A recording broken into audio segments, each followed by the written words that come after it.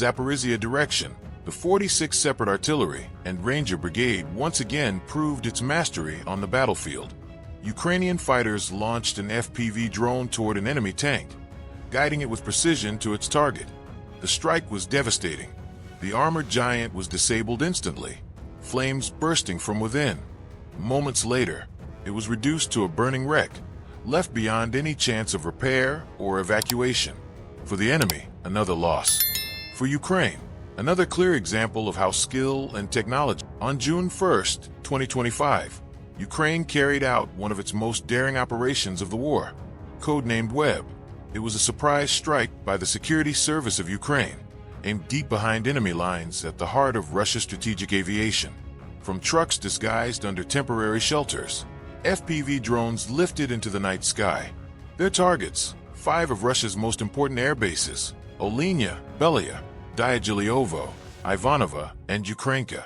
Within moments, the drone struck with precision. Explosions lit up runways and hangars. Dozens of aircraft were destroyed, among them 2 95 strategic bombers, 2 22M3 long-range strike aircraft, and even the rare A-50 airborne radar platform. The scale of the damage was devastating. Russia's ability to project power in the sky under the cover of night, the 60th Separate Mechanized Brigade launched a raid that turned darkness into an ally. What followed was a display of true aerial mastery. Ukrainian soldiers demonstrating precision and control in the use of FPV drones.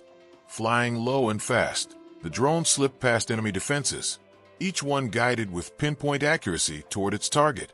Russian shelters and dugouts, thought to be safe, were struck from above. Explosives dropped directly inside shattered fortifications, igniting blasts that lit up the night sky. The strikes were not random.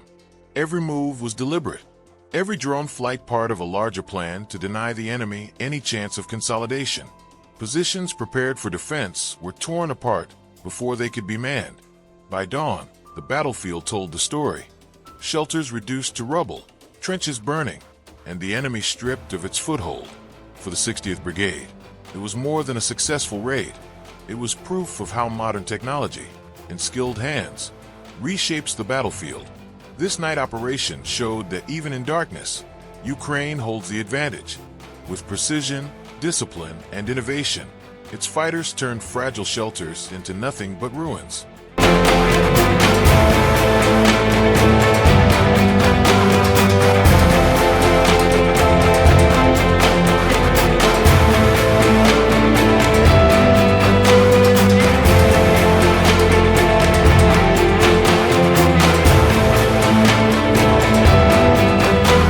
Kharkiv region, Russian forces launched another assault, confident that numbers and armor would carry them forward.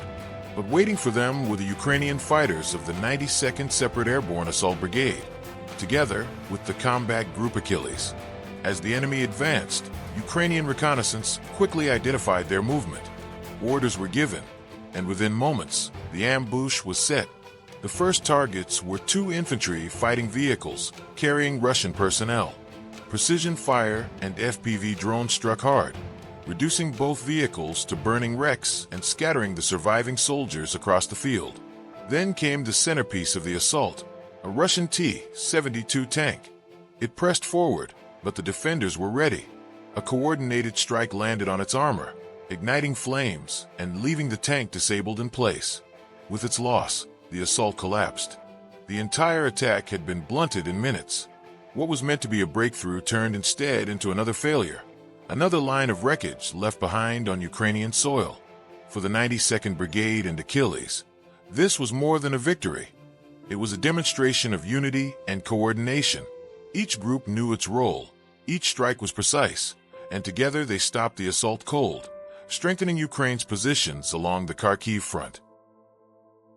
On the front lines, Ukrainian fighters continue to turn the most advanced technologies into weapons of fear. In a joint operation, the 60th Division of the Mechanized Vidar Brigade, the 116th Brigade, and the Korn Group Combat Unit demonstrated the devastating effectiveness of what soldiers now call flying burners.